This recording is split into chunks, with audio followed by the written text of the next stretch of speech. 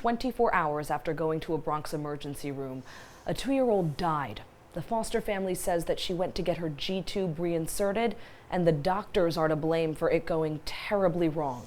News 12's Aisha McKenzie sits down with them, and they say if the doctors just listened, the toddler would be here today, and that legal action may be the next step.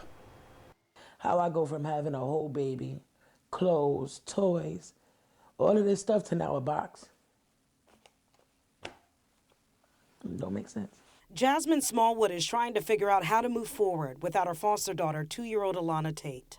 It's hard being here. I can't be here like that. I haven't been home. Every inch of Smallwood's Fordham Heights apartment reminds her of the laugh and big presents the small toddler had that no longer fills the room. So this is where you stayed in the room with Alana? Yeah. So where was her crib here? Right here. Right here. Alana died on November 8th at St. Barnabas Hospital. A lot of progress that was happening with her. For her to be taken from us, that hurts. Alana had a host of developmental issues and recently had a surgery at a hospital in Queens to get a gastrostomy feeding tube inserted. 2 weeks post-operation, that G-tube popped out. The surgery was under 10 weeks, so you have to take her to the emergency room so they can make sure that the G-tube is in the right spot. They have to do her x-ray, they have to do her Seuss test. Smallwood says she flagged down officers on the road and they escorted her to the nearest emergency room, which was St. Barnabas, the beginning of a 24-hour nightmare. She was screaming in that hospital. Smallwood says she was first seen by a doctor who didn't know how to put in a G-tube, so she asked to be transferred to the Children's Hospital at Montefiore. But then a supervising doctor came in. When I showed him the G-tube and I was explaining to him that it is a 14 fringe, let me turn it. I said it's a 14 fringe, 1.5 centimeter, 4 ml fill. He said they're going to go downstairs and see what they had. Smallwood says the supervising doctor returned with a much larger G-tube. She explained to them that it wasn't the right size, but she claims the doctor said it was fine and started to guide the resident doctor into putting the G-tube into Alana.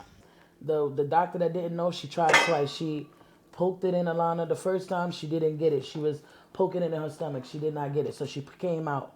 Then she went back again, and she went back on Alana again. And the supervisor told her to pull out. She said, oh no, he said, you felt something?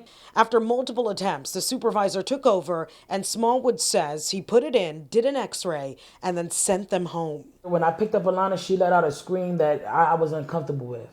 The next day, a registered nurse did a home visit, and hours later, Alana is rushed back to St. Barnabas on November 8th after she passed out at home. I went to get help, and you ended up killing her. Alana was pronounced dead at the hospital that night. The death certificate states that Alana died from a perforation or hole created in the stomach due to the G-tube being misplaced, ultimately causing the contents of the stomach to leak into the abdomen. How do you cope losing a child? You understand? And it's the hands of doctors. News 12 spoke with Adam Weiss, an attorney at Lever and Ecker PLLC, about what people should do if they find themselves in a similar situation. If necessary, reach out to the administration of the hospital, the social worker, whoever it may be, who can advocate on your behalf as well within the confines of the medical facility that you're in to make sure that you're getting the care that you need and deserve. Weiss says getting the administration involved can help if things take a distressing turn, and also shows documentation of complaints. But unfortunately, this is a little too late for Alana's loved ones, and they are yet to get answers. Even after she passed, it's always, is there something you could have done? Should I have fought the doctors off when they was trying to give that to Alana and made them make me take me to Montefiore? It haunts me.